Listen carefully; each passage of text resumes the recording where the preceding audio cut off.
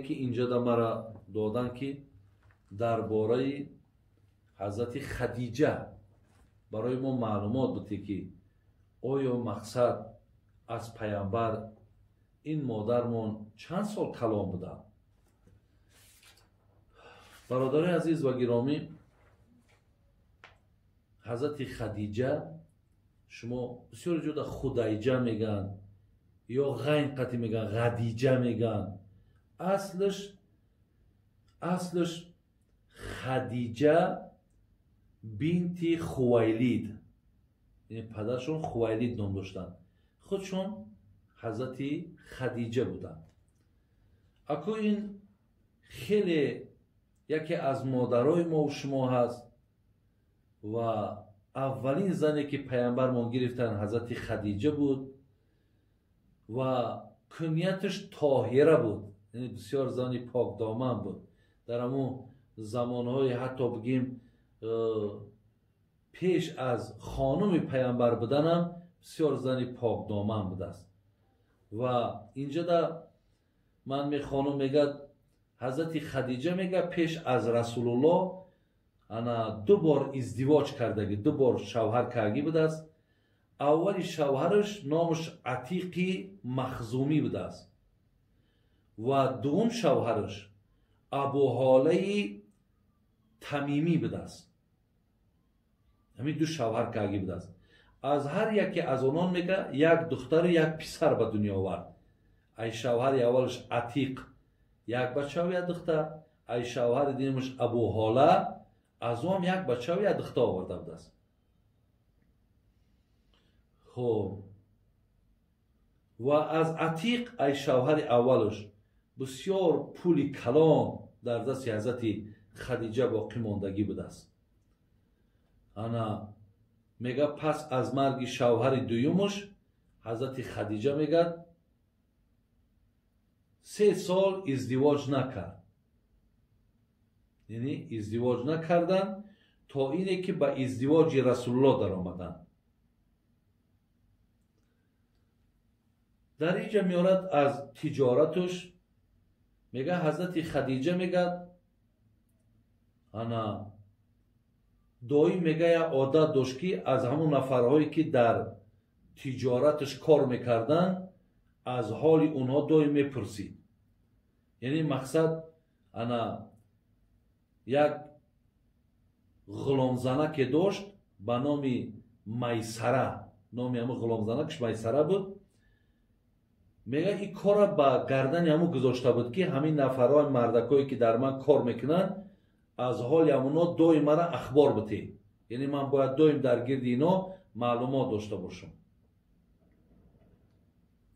хуб як рӯз мега абу толиб падари ҳазрати алӣ мега назди ҳазрати хадиҷа омаду гуфт ки ҳамин писари бародари ман, яъне абдуллоҳ ки бигем аку абу толиб падари ҳазрати алӣ амаки пайғамбармон буд. абдуллоҳи падари пайғамбармон аку бародари абу толиб мешид. гуфт ҳамин бачаака гуфт бачаи ҳамин бародари моро дар кор қабул намекунӣ? ҳамира яъне дар ҳамин ширкати худат дар ҳамин тиҷорати худат намегириш? гуфт агар ту бегонаҳоро меовардӣ ман дар кор мегирифтам. ҳолон ки писари бародарта албатта ку ман дар кор мегиримаш.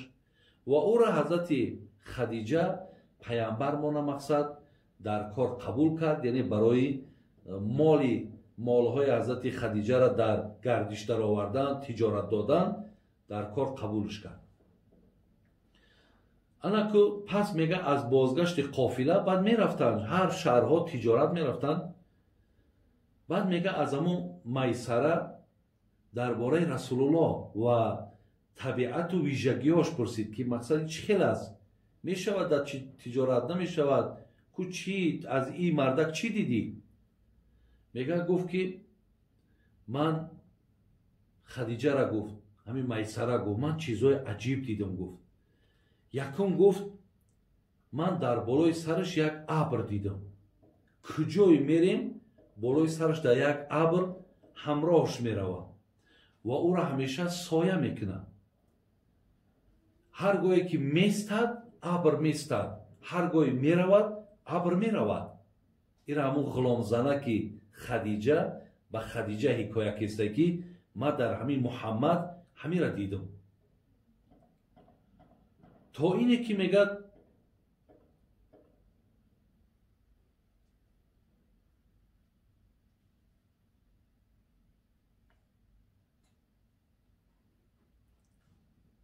خلاص ин абр ҳеҷ вақт мега ҷудо намешуда, ҳатто медавид мега абрай боло сарш медавид мега. мега рӯзе мега бо як чизи дигар дидам. зери дарахте мега дидам ки дар ҳолате ки бисёр офтоб гарм буд мега ҳамин муҳаммад мега хост ки каме истироҳат кунад, хоб кунад дар зери як дарахт. дар ин ҳангом мега дарахт шохҳоша мега хам карду ӯра зери сояш гирифт. мега ҳамун шохҳо мега ҷамъ шидан мега дар гирду шуд, болоша мега соя кардан. ира мега дар ҳамин муҳаммад ман дидам. субҳаналлоҳ, мега соҳиби китоб. тамоми ҷаҳон аз инсу аз ҷин, аз ҳайвону аз гиёҳ бо расулуллоҳ мега муҳаббат варзиданд. афсӯс бихӯрӣ мега дар касоне ки ҳатто дарахтҳо мега сояш мекарданд, сангаҳо мега ба ӯ муҳаббат доштанд. сад афсӯс ба нафарҳое ки дар дунё бо ин пайғамбари нозанин муҳаббат наварзиданд. хоб хулас инҳоро мега ана ман диду мега майсара мега гуфт ки ман шигифтзада шудам, ҳайрон шудам. гуфтам ки шояд ҳавост ки шохҳоро такон медиҳад. фикр кардам ки албатта ҳамин ҳаво гарм ки ҳаст ҳамун шохҳоро ҳамун тоб додистад, ё шояд шамол бошад ки ҳамин шохҳоро болои пайғамбарда мега овардааст. дар ин ҳангом мега яке аз олимҳои яҳуд ба номи мастур маро садо зад. як олиме ки аз илми таврот огаҳӣ дошт мега ако пайғамбармон дар ҳамон китобҳои пешинаам номи пайғамбармонам буд, оли ин пайравои тавроту пайравои инҷилу гирифтан тағйиротро овардан, номи пайғамбар аз китобҳошон берун кардан аз рӯи душманию адоват. мега ин олим омаду гуфт ин мард кист? майсара мега мара пурсид ҳамин олим ки ҳамин марда кияй? гуфтам ки муҳаммад ибни абдуллоҳ мегӯям, яке аз ҷавонони ҳарам. ин мега ҳамон ҳарам аз маккай. гуфтам бачаи абдуллоҳай, номаш муҳаммадай. гуфт ки ин ҷавон пайғамбар аст, фақат пайғамбар зери ин дарахт менишинад. гуфт мо дар китобҳомон дидем ки дар зери ҳамин дарахт нафареро дидем ки нишаст, донем ки вай пайғамбар аст, зеро зери ин дарахт гуфт ҳеҷ кас гуфт намешинад. майсара мега дар идомаи суханаш дар бораи расулуллоҳ мегӯяд ки барои харид ва фурӯш ба бозор рафтам. бозор дар рафта мега вақти замони тиҷорат шуда. ростӣ шояд мега шуғли тиҷорат аз ҷониби аллоҳ барои пайғамбараш дар назар гирифта шуда буд, то хусусиятҳо ва табъиятҳои мардумро бишносад. дар ҳамон асно мегӯяд расулуллоҳ дар ҳоли хариду фурӯш буд. марди донишманде мега назди расулуллоҳ омад. вақте дар дукон молҳоша мефурӯхт, молҳои хадиҷара, мега як марди донишманд дигар омад, гуфт қимати ҳамин коло ҳамон газвор буд ё материал буд. гуфти чанд сумай? расулуллоҳ гуфт ки мега як нархеро пайғамбар гуфт. баъд дар ҳоле ки мега ҳамчунон мега сари ҳарфаш истода буд. мақсад ҳамун нарха дигаргун намекард. гуфт ҳамин нарх мара гуфтам фурӯш, ман ҳамин нарх мефурӯшам. мега ҳамун донишманд гуфт ки балоту узо қасам бихӯр. гуфт ку қасами балоту узо бихӯр. лоту узо вақтон бутҳо буданд. мега сурати расулуллоҳ сирх шид. гуфт ба худо қасам, ман ҳаргиз дар баробарашон саҷда накардам ва ба номашон қасамам намехӯрам. آن مرد میگه با همون قیمتی که گفت مال را خرید. سپس من را سزا داد. گفت خب این مرد گفت بدانید گفت که پیغمبر آخر الزمان است. یعنی از نشانه‌هاش شناختن که این پیغمبر آخر الزمان است. میگه وقتی خدیجه از این گپا میشنید بسیار خشنود میشید.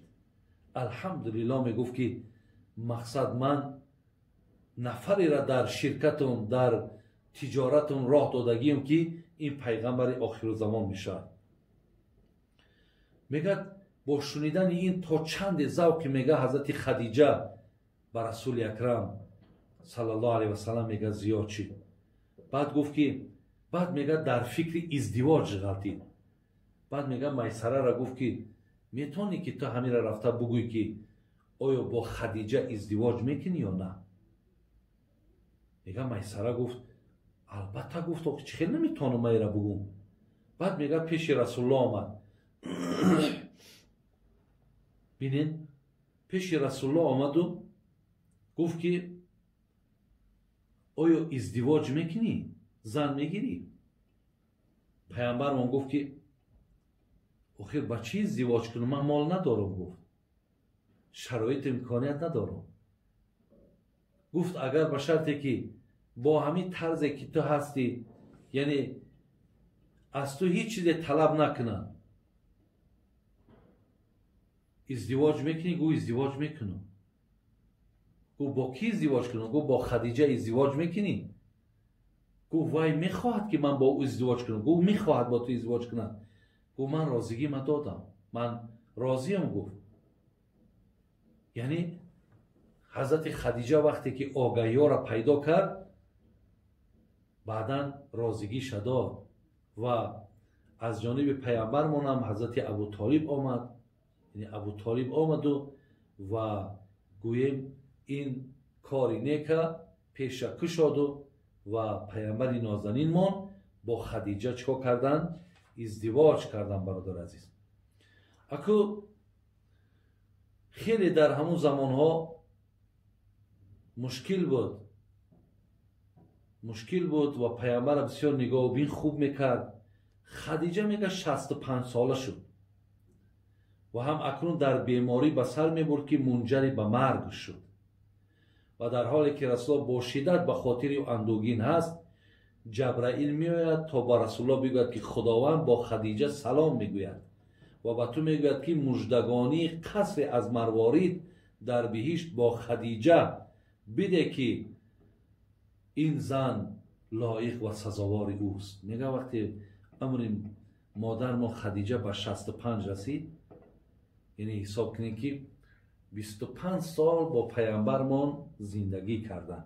یعنی عمر پیامبر 25 بود، پیامبرمان با 50 رسید که حضرت خدیجه علیه گوییم که چیکار کرد؟ یعنی عمرش به 65 رسیدن. 65 ساله بودن. 65 سالگی در بیماری شدن. یعنی با پیامبر حساب کنید که یک 15 سال یا 20 سال با پیامبر یک جا بودن.